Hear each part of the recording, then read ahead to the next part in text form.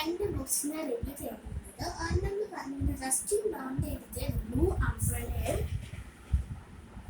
പിന്നെ ഇതെന്ന് പറഞ്ഞാൽ മേക്ക് ഫോർ നോഡി.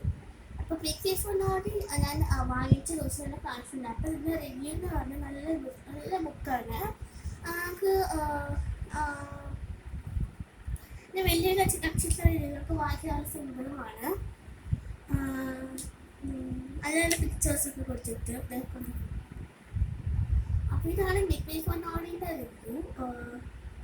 നെക്സ്റ്റ് ഇതാണ് റസ്റ്റിൻ ബ്രൗണ്ട് എഴുതിയ ദ ബ്ലൂ അംബ്രല്ല. ഇതിൽ നമുക്ക് പിക്ചേഴ്സ് വരുന്നുണ്ട്.